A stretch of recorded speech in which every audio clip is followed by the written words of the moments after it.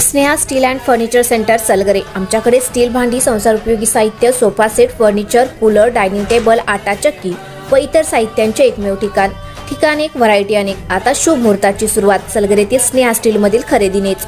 वाजवी दर, सजवा फर्निचरने तुमचे घर। सर्व साहित्यावर बजाज फायनान्सची खास सोय उपलब्ध।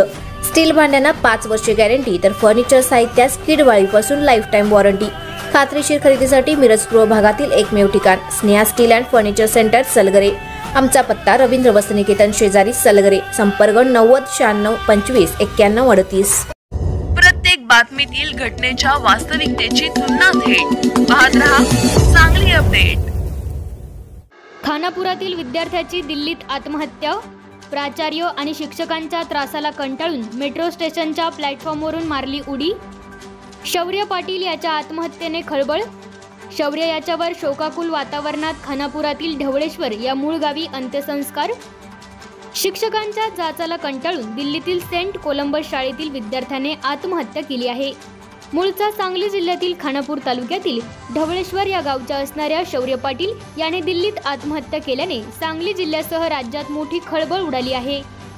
शिक्षकाकडून होणाऱ्या मानसिक त्रासाला वैतागून त्याने मेट्रो स्टेशनच्या प्लॅटफॉर्मवरून उडी मारून ही आत्महत्या केली।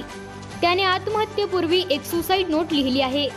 दरम्यान शौर्य पाटील याचे पार्थिव त्याच्या मूळगावी ढवळेश्वर येथे आणल्यावर शोकाकुल वातावरणात शौर्य पाटील याच्यावर अंत्यसंस्कार करण्यात आले।